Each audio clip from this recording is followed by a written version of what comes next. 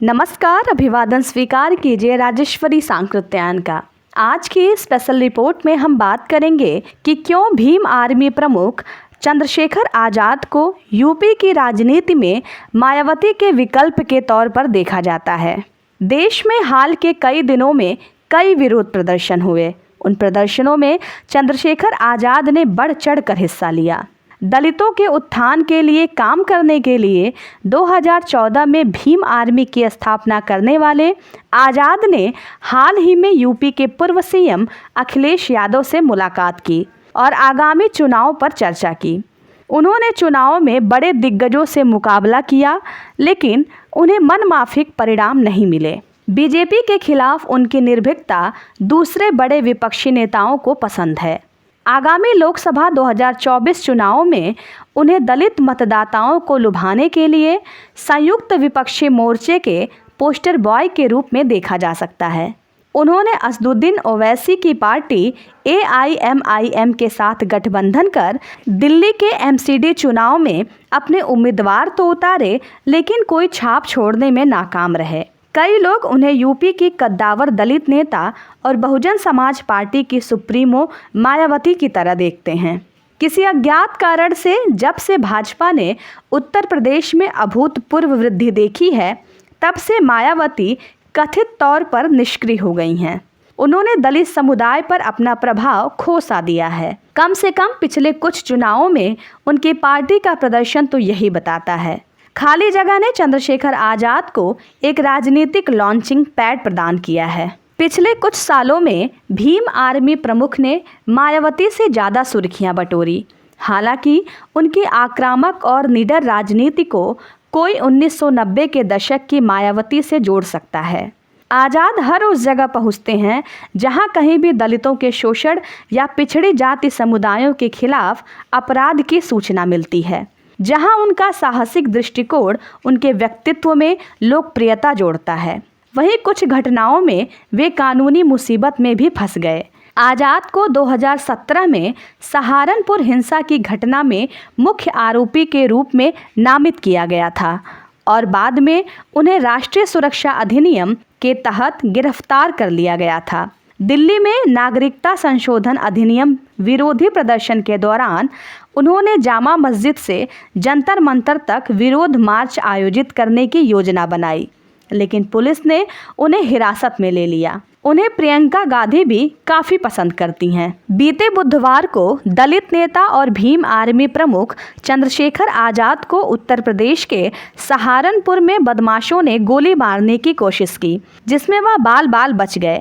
जब उन पर हमला हुआ तो वह देवबंद में थे। पुलिस ने गुरुवार को भीम आर्मी प्रमुख चंद्रशेखर आज़ाद पर गोलीबारी के मामले में 4 लोगों को हिरासत में लिया है। सहारनपुर पुलिस ने एक कार भी बरामद की है, जिसका इस्तेमाल बंदूकधारियों ने हमले को अंजाम देने के लिए किया था। हमलावरों द्वारा उनके काफिले पर 4 राउंड फायरिंग करने के बाद आज़ाद को एक गोली लगी। जब हमला हुआ तब चंद्रशेखर आज़ाद 4 अन्य लोगों के साथ टोयोटा फॉर्च्यूनर में यात्रा कर रहे थे। गाड़ी में उनका भाई भी था। हमलावरों द्वारा चलाई गई गोलियां कार की यात्री सीट को भेदने में कामयाब रही। हमले में कार का पिछला शीशा भी टूट गया। हथियारबंद हमलावर हरियाणा लाइसेंस प्लेट वाली एक सफ़ेद मारुति स्विफ्ट डिज़ायर में पहुंचे और पीछे से चंद्रशेखर आज़ाद के वाहन पर कई राउंड गोलियां चलाई। आज़ाद की चोटें गंभीर नहीं थी और गोली उनके आर पार हो गई। उन्हें सहारनपुर के देवबंद अस्पताल में भर्ती कराया गया। भीम आर्मी प्रमुख ने ANI समाचार एजेंसी को बताया कि वह अपने हमलावरों को ठीक से याद नहीं कर पा रहे हैं, लेकिन जो लोग उनके साथ यात्रा कर रहे थे वे उन्हें पहचान सकते हैं। आज़ाद पर हमला तब हुआ जब वह दिल्ली से जा रहे थे। समाचार एजेंसी PTI की एक रिपोर्ट में कहा गया है कि वह एक समर्थक के घर 13वें अनुष्ठान में शामिल होने गए थे। विपक्षी नेताओं में राष्ट्रीय लोक दल के प्रमुख जयंत सिंह, समाजवादी पार्टी के राष्ट्रीय अध्यक्ष व पूर्व मुख्यमंत्री अखिलेश यादव और तमिलनाडु के मुख्यमंत्री MK स्टालिन ने चंद्रशेखर आज़ाद पर हुए हमले को लेकर यूपी में भाजपा सरकार की आलोचना की। समाजवादी पार्टी के नेताओं ने चंद्रशेखर आज़ाद पर हुए हमले पर प्रतिक्रिया व्यक्त की और कहा कि उत्तर प्रदेश में अपराधियों का डर खत्म हो गया है और राज्य में जंगल राज कर रहा है। पार्टी प्रमुख अखिलेश यादव ने कहा कि सत्ता संरक्षित अपराधियों द्वारा किया गया हमला बेहद निंदनीय और कायरतापूर्ण कृत्य है। समाजवादी पार्टी के नेता शिवपाल सिंह यादव ने कहा कि आजाद पर हमला राज्य में विपक्षी नेताओं पर एक बड़े हमले का हिस्सा था और कहा यूपी में विपक्ष अब सरकार और अपराधियों दोनों के निशाने पर है। भीम आर्मी पर जानलेवा हमला प्रमुख चंद्रशेखर राज्य की खोखली कानून व्यवस्था के लिए खतरे की घंटी है। पार्टी प्रवक्ता अनुराग भदौरिया ने कहा कि प्रदेश में अपराधियों को अब पुलिस का डर नहीं रहा। भदौरिया ने कहा दिन दहाड़े फायरिंग हो रही है, अपराधियों में डर खत्म हो गया है। भीम आर्मी नेता और आज़ाद समाज पार्टी कांशीराम के अध्यक्ष चंद्रशेखर आज़ाद को उत्तर प्रदेश के सहारनपुर में एसबीडी अस्पताल से छुट्टी मिल गई है। इसके बाद उन्होंने राज्य की योगी सरकार पर निशाना साधा है। चंद्रशेखर आज़ाद ने साफ तौर पर कहा कि मुझे गोली या बंदूक से नहीं डरा सकते, यह आज का हमला नहीं है। वंचितों पर तो सदियों से हमला होते आया है, लेकिन आज कानून का राज है। उन्होंने कहा कि जब मेरे जैसे व्यक्ति के साथ ऐसा हो रहा है तो कानून व्यवस्था की क्या स्थिति है, पिछले 24 घंटे में क्या कार्रवाई हुई। उन्होंने कहा कि अपराधी अभी भी खुलेआम घूम रहे हैं, यह बिना सत्ता के संरक्षण के नहीं हो सकता।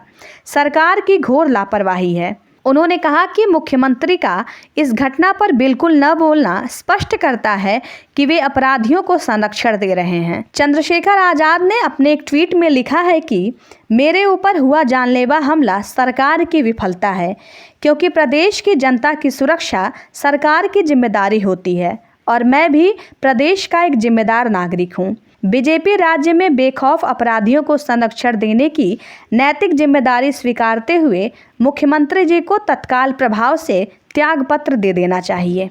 आप देख रहे थे स्पेशल रिपोर्ट। यदि आपको यह स्पेशल रिपोर्ट पसंद आई हो तो प्लीज़ हमारे चैनल को लाइक, शेयर और सब्सक्राइब करें।